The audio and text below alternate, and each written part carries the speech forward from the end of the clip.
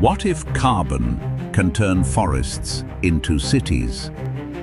Every single year, humanity releases billions of tons of carbon dioxide into the atmosphere.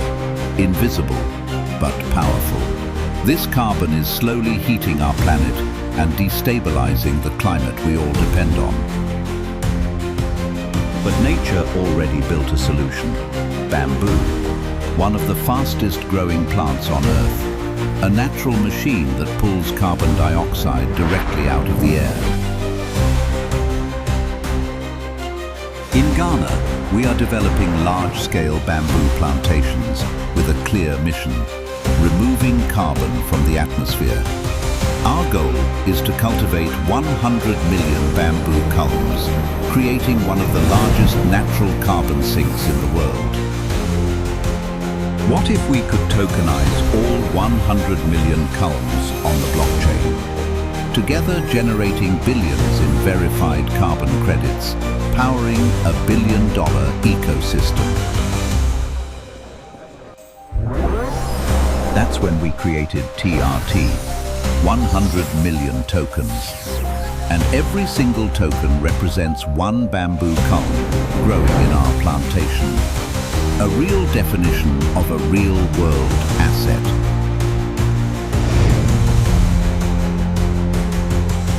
The realist token.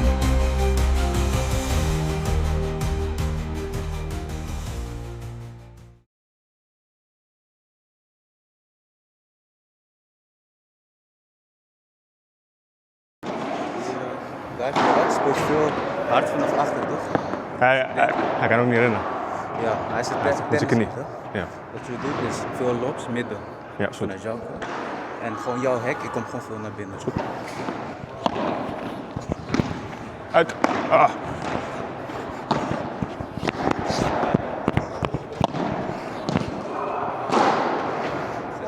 Huh? Wat dan? Nee, het is geen geluk meer. Druk niet. Dat zeg ik toch, dat is een bewustie. Dat is een bewustie.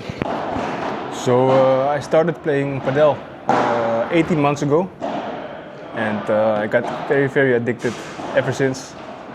I've read an article.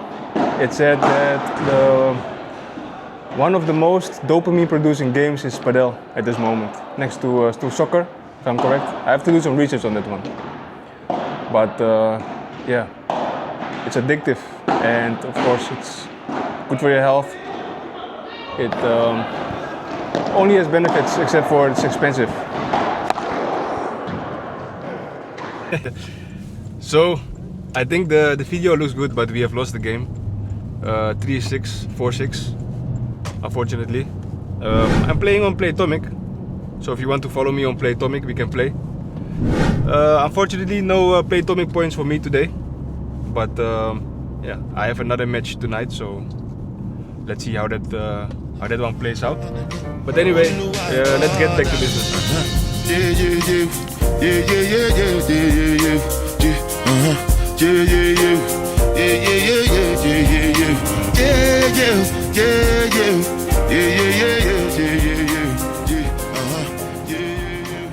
So we are driving in Amsterdam Belmer now. This is where I grew up. It used to be a ghetto. It's better now, but a lot of immigrants live here. A lot of Ghanaian people, a lot of Surinamese people, Caribbean people. Of course, they are born here. This generation is born here, but their parents are immigrants, and you know, maybe not wealthy, used to another culture. But only 1 minute drive from here is the Amsterdam Arena, the soccer stadium, and then next to the Amsterdam Arena is an industrial area, which is being demolished completely to build new homes. So in the previous episode, I explained what hope means to local people in Africa, for example, or third world countries, and for them to have the accessibility to invest in real estate starting from maybe $1, $100, $200. It's life-changing for them. They don't have the accessibility now because they don't have the capital. There's no mortgage in Africa. There's no possibility for debt. But even in this country, in the Netherlands, investing in real estate is not a good strategy anymore, because I think the average ROI is like 1% or 2% yearly, maybe even negative now. And that's strange because there's a housing crisis that nobody can find homes to rent. Nobody can find rental properties to invest in because the prices are like 550,000 for 70 square meters. And there is a cap on the rent you can ask. So even if you buy an apartment in Amsterdam for 550,000, you can only rent it out for 1,500. So it doesn't make sense anymore to invest in real estate in this country. So even in this country, there are people looking to invest in real estate, high yielding real estate abroad, overseas. But of course, that is difficult because you need to find a network in that country, you need to find a lawyer, you need to know how the regulations are, you need to establish a company there, you need to travel there, you need to understand the markets. So what if we found a solution for this problem? We have built a platform where you can buy high yielding real estate, fractions of it, so starting from 1,000, starting from even 500 euros, just as easy as buying something online.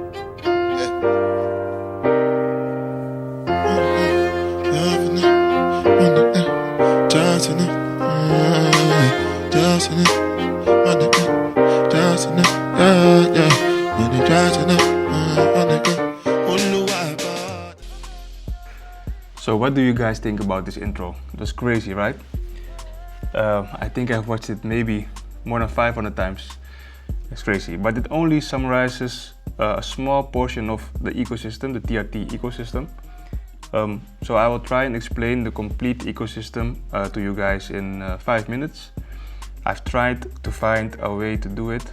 In the previous episode I was talking about it, but yeah, I just made an infographic and I will just walk through all the elements of the ecosystem, and then in the end it will make sense. So we start with our bamboo plantation.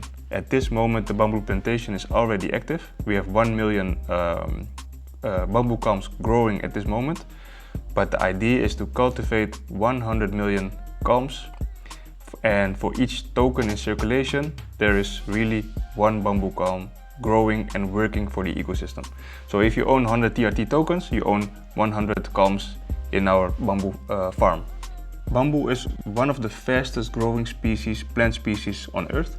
So 50% from the CO2 it removes out of the air, it will store it in the roots forever. So it's gone forever. And the other 50% is stored in the culm itself. But some people that are generating or producing carbon credits, they just leave the bamboo plant growing for 20-30 years, and then they calculate the amount of CO2 they have removed, and they can sell each ton of CO2 that they've removed to the big companies. But if you harvest the bamboo the right way, 1 meter above the ground, it will grow back in 1 or 2 years. And every time it grows, it will remove, of course, more CO2 out of the air.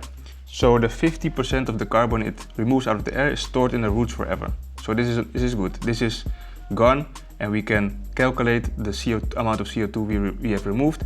And for each ton of CO2 that we have removed, we are rewarded with a carbon credit. And a carbon credit, you can sell them for fiat, you can save them and sell them later for more fiat, or you can burn them, but I will get to that later.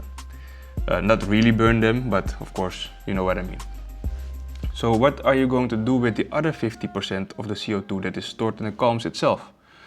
This is a major issue, because if you just throw it away, of course the carbon will dissolve and it will get back in the air again.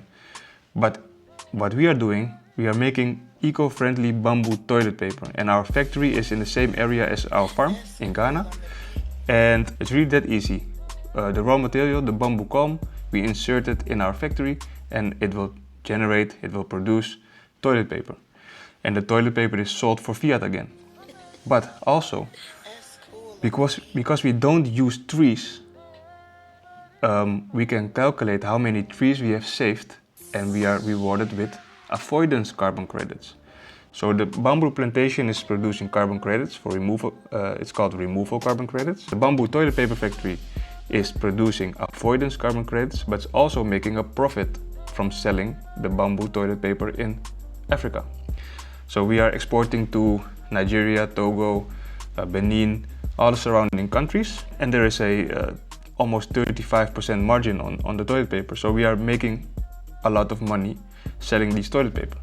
So those three business models, they will generate a lot of fiat, and the fiat will get back into the ecosystem. In a couple of ways, we are going to buy back, of course, the TRT token. We are going to expand the bamboo plantation. We are going to expand the bamboo toilet paper factory. We are going to reward people that stake TRT. But also, and this one is the biggest thing, we are going to build high-yielding real estate ourselves. So we are being developers.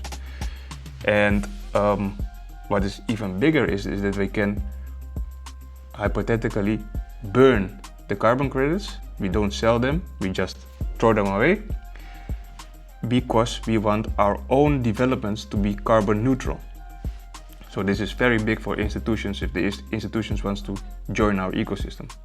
So another big thing is that all the real estate that we develop or buy, the high yielding real estate, we are dividing them into 100 pieces through NFT technology, which I explained in the previous episode and on the beginning of this episode.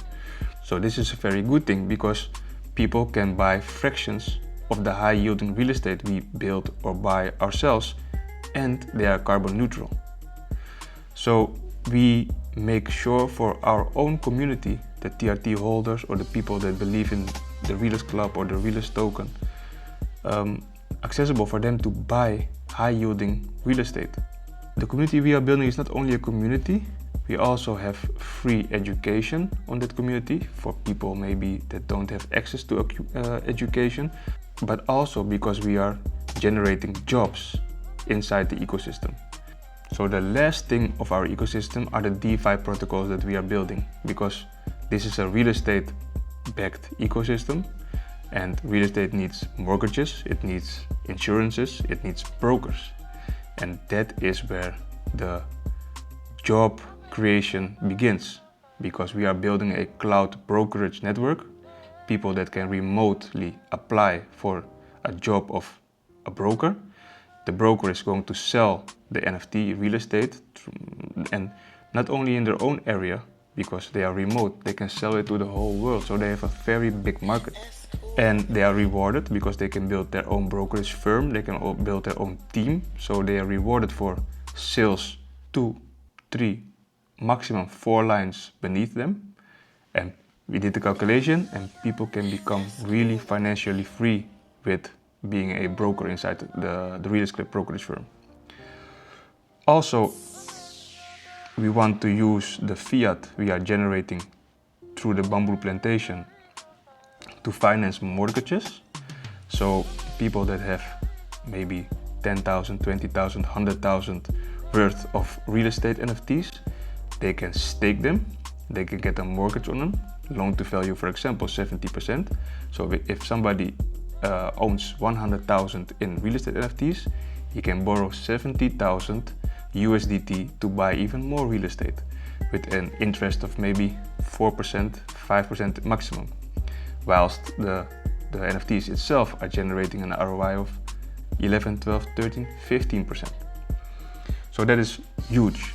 The last thing I want to explain for now is the Polyfund, the proof of liquidity insurance protocol. Because the real estate that we are going to sell in fractions, of course, is owned by a special purpose vehicle, an SPV. Maybe it's a foundation opened by the Realist Club. And the whole thing about decentralization and crypto is that you don't have to trust somebody. Because if you buy one of the NFTs, you become the economical owner of the real estate property, the unit. You earn rental income, you earn appreciation, you do have to do the maintenance and the management of the unit. That's all yours. But the legal ownership is with a special purpose vehicle. And the whole thing about decentralization and crypto is about trust. In this way, you need to trust the special purpose vehicle or me not to go and sell the unit whilst you are the owner, right? So that is why there is an insurance protocol, Polyfund, proof of liquidity insurance protocol.